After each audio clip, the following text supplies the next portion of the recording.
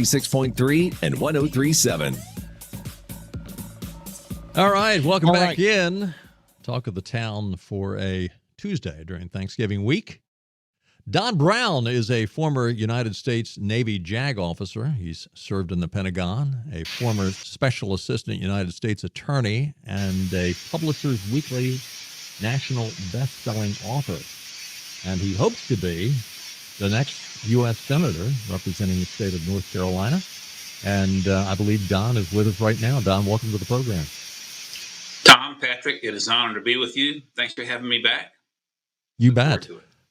Now, Don, it's going to be an interesting time between now and next November, and a lot of people are saying, "Oh my gosh, are you kidding me? we're going to do this again." I mean, if you're in politics, it's a constant cycle. But anyway, next Monday, your plan is to head over to the Board of Elections and fill out the paperwork and become a candidate to replace Tom Tillis. That's right. Looking forward to it. And it's going to be a nice day. We're hoping to file around noon, depending on how some things go, but have support all over the state. Some polls are looking positive, and our momentum our campaign has tons of momentum. And we're going to just keep it going. Just got endorsed by Lieutenant Colonel Alan West this week. We're grateful for that. Have been endorsed by General Mike Flynn, by Patriot Attorney Sidney Powell, and by a native North Carolinian, a friend of mine, a great American, Lieutenant General Jerry Boykin, former commander of Delta Force. So we got a lot of momentum, and we're looking forward to seeing this through to victory. Obviously, a lot of those endorsements have a military background. And let me say, as we begin this interview, thank you for your service with our military over the years. You mentioned the poll. According to the latest Carolina Journal poll, 600 likely voters in North Carolina, done a couple of weeks ago by Harper Polling. Cooper had 47% of the vote.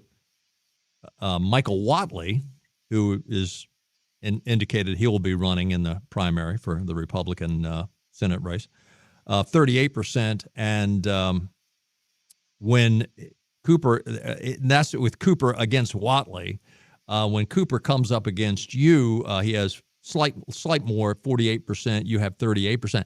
Frankly, Don, I was surprised at how good those numbers are for you. Well, Tommy, you're reading it the right way. I really wasn't surprised because I've been all over the state of North Carolina and have seen grassroots Republican response firsthand to this race. But that poll did surprise a lot of people because, they're trying to how do I say this delicately? They're trying to coronate Whatley as the nominee without a debate, without hearing from grassroots Republicans. And frankly, voters don't like having candidates rammed down our throats. The RNC tried it in 2016 with Jeb Bush. We saw how that worked. The DNC just tried it with Kamala Harris. We saw how that worked, and it's not going to work here either. So we weren't surprised, but the takeaway from that is here you have Whatley, who is supposed, in the eyes of the corporate media, to be the front runner because they're trying to juxtapose this as Whatley versus Cooper, and they're going to be surprised on March 3rd. But we're in a statistical tie with this guy who is the RNC chair and who is outraised as probably, 100-1. This is a testament as to where the momentum is in the race. And the Carolina Journal, of course, did not show my numbers directly against Whatley. You notice that. This Carolina Journal has been pro-Whatley. It's the first time they've even used our name. So I think that poll has shocked a lot of people, and I appreciate you taking notice. And we're going to continue to do what we've been doing. We're going to get out, and we're going to talk about true conservatism. We know we're running on the national debt crisis that the Republican Party has not meaningfully addressed yet, and that message is resonating. We've got to not just slow our rate of spending, but to reverse the debt, or we're going to lose the dollar. And if you think it was bad during COVID, we ain't seen nothing yet. We're talking to Don Brown. He plans on being a U.S. Senate candidate for the Republican nomination. Patrick. Yeah, I was going to say, Don, welcome to the show. Great to have you back on. My question to you here would be, and you lay out all those endorsements, and there's a lot of bona fides, both military and as far as conservative attributes with a lot of the names that you rattled off there. But it also dawns on me that a lot of those people are Trump people. And Michael Whatley is very much connected to Donald Trump. And we've seen Donald Trump will not hesitate to throw his weight behind somebody in a GOP primary. So have you had any interaction with the Trump White House on your run? And does that concern you? I'm not concerned about anything. Let me see if I can answer that question for you. We jumped in the race long before Whatley, and I've been enjoying the show this morning. I have worked with Pete Hegseth on some significant cases, and very pleased to see him taking a no-nonsense approach with Mark Kelly and all these seditious idiot Democrat senators who are urging our troops not to obey lawful orders. I could go into that. I don't want to get too sidetracked, but I'm happy to do that. But the thing that really caused me to jump in the race, the straw that broke the camel's back, was when Tillis tried to torpedo Pete Hegseth's nomination, even after Pete had been cleared by the Armed Services Committee, when Tillis had promised that he would support any of Trump's nominees coming out of the committee. That was the straw that broke the camel's back for me. 2 months later, in March, the end of March, at the Carolina Country Club in Raleigh, Whatley, then the RNC chair, went to that Carolina Country Club and endorsed Tillis. So this is a Tillis 2.0 situation. Now, with regard to the president, I love the president. The president has pardoned 2 of my clients, Army Lieutenant Clint Lawrence, which got a lot of national attention in 2019. And also I've given legal advice to several J6 patriots, represented one in federal court. So I've gotten 2 pardons from President Trump. He's the greatest president in our lifetime. But only one man ever walked on water, and some of the president's endorsements, I think, have been without good advice. He endorsed Lindsey Graham. I asked my Republican friends, would you vote for Lindsey Graham? He was a nominee. He endorsed Dr. Oz. We're going to give the president a better surprise Christmas present under the tree than he would have gotten otherwise, because he's going to have a warrior in his camp for the final 2 years of his administration when I'm elected to the Senate. But the real question, Patrick and Tom, is, how are we going to proceed? See, the next U.S. senator will serve 2 years with Trump and 4 years after. And as Republicans, we've got to start, as they say about David in the Bible and Psalms, girding our hands for battle for the 4 years after Trump is gone, because we're kind of living in the eye of a storm right now based upon the force of the president's personality. But we got to get serious about attacking this national debt. Our Republican RNC has no plan for it. Republican leadership has no plan for it. It isn't enough just to slow the rate of spending. It's funny, guys. Actually, it's not funny. It's interesting. I was headed up to Buncombe County a month or so ago, and there is a website called usdebtclock.org. I encourage everybody to go to it, usdebtclock.org. If you go there, you can see the national debt exploding before our eyes. And I've got this little cell phone here, and I've got a daughter who's a nurse. She's technologically advanced. She showed me how to use a timer. As I was getting ready to go to Asheville, I had that website open, and I set the timer for 1 minute. A minute later, I hear this little, the alarm goes off. Yeah. And guess how much the debt had gone up in 1 minute? Anybody want to guess? Well, I will say $575,000. Well, about 4 times that, $2 million in a minute. Wow. Oh, gosh. $37,000 a second. Now, listen, guys, we have lowered the rate of that explosion from about $55,000 to $60,000 a second under the Democrats now to $37,000 a second. That's not going to cut the mustard. And I'm running because if we don't reverse this, we're going to lose the dollar. And if we lose the dollar, it's not going to, the dollar supplanted the pound sterling in 1944 at Bretton Woods, which is the British currency. But if you go back and you look at every great nation that's ever controlled the earth from the Romans on, they've had the greatest, also the currency, the international currency that folks want. The Romans had the denarius. You can read about it in the New Testament. President Trump's talking about the golden age. Well, he got that from the Dutch. During the Dutch golden age, there was the gilding. Last month, we celebrated Columbus Day. When the Spanish controlled the world during that dynasty, there was the peso. The Brits, they used to say the sun would never set on British soil, had the pound sterling, which fell to the dollar in 1944, and the United States accelerated as an economic superpower. And we celebrate these B-2 bombers that dropped these bunker-busting bombs on Iraq and decimated their nuclear program. You think Britain or France or Canada or anybody else could do that? No, because we are the world's economic superpower. And if we lose the dollar, we're going to lose all that. We're going to lose our standard of living. So I'm running because there's a national crisis here. Watley has not mentioned it at all. Maybe he'll copy me and mention it.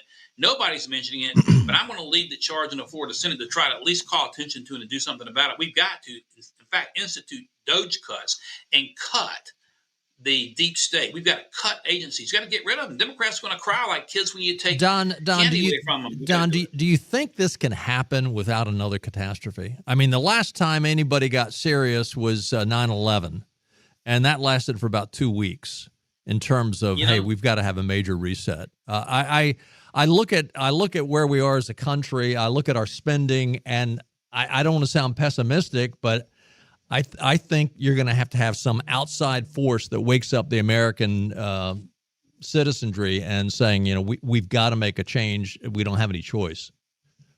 Well, Tom, you asked a good question. I don't know the answer to that, but we can't afford to sit around and wait for a catastrophe. We've got to lead the charge now, and we have to explain the problem. It's kind of like you run your household, I run my household. You probably run yours better than me because you get your credit cards a little more under control. But if you and I were to go to Vegas, we have 4 or 5 credit cards. We could have a good time, run the credit cards up, and next thing you know, they're all maxed out. We got to walk back to Pitt County. How's that going to work? We are coming close to going over Niagara Falls right now. I mean, we really are, and we cannot afford to lose our currency. There are many other issues out there that we need to be concerned about, and rightly so. For example, DEI, ridiculous. Trying to force little girls into locker rooms and restrooms with men is abominable.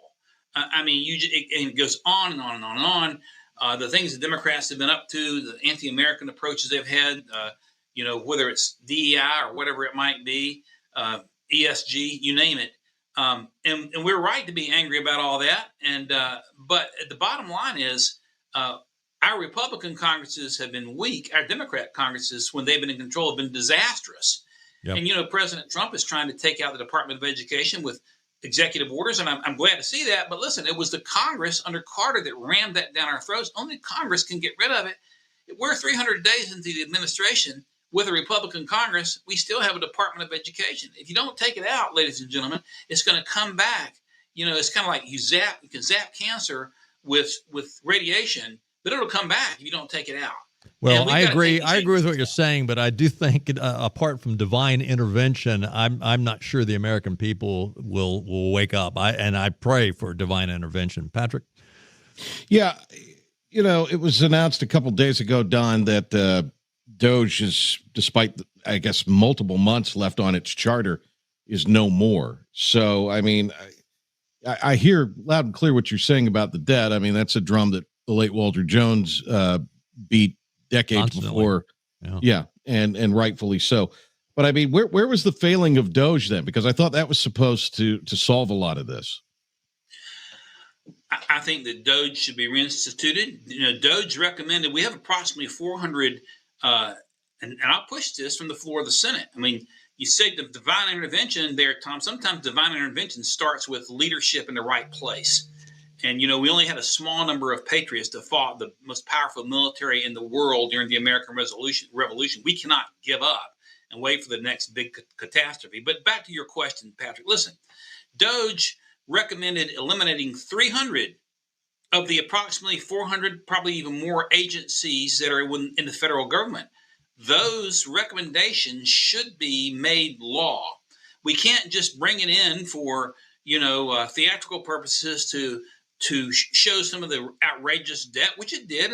And one thing that Doge did was show what a lot of us have known, that the deep state of the federal government, and by deep state, I mean these agencies, upon 3-letter agencies, 4-letter agencies, FEMA's a 4-letter agency, ATF, whatever it might be, IRS, DEA, whatever it is, that the deep state of the federal government is largely a criminal enterprise, shifting money back and forth and back. And so, yes, it exposed that, but it's got to go farther.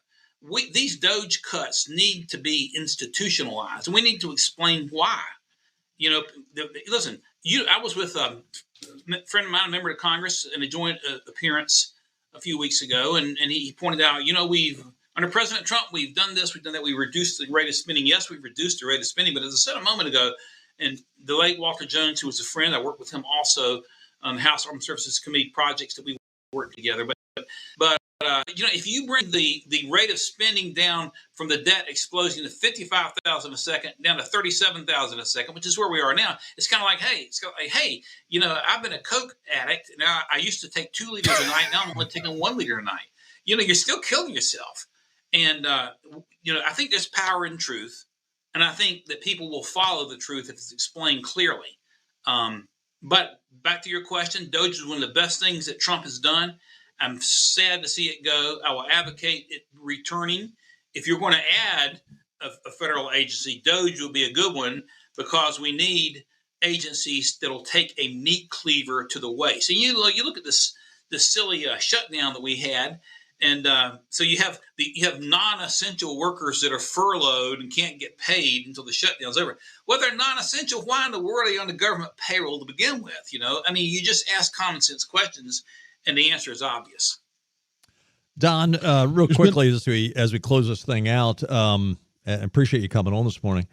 Do you see anybody else getting into the race? Laura Trump, of course, early on, they were throwing her name around. I've heard the name Mark Meadows as a possibility, but do you see anyone else getting into this primary?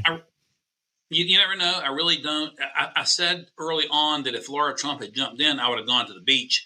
She didn't jump in. The closest I've been to the beach is when I went to the Carteret County Republican Party and drove along the sound of the beautiful view over there. But I don't really see anybody, but you never know.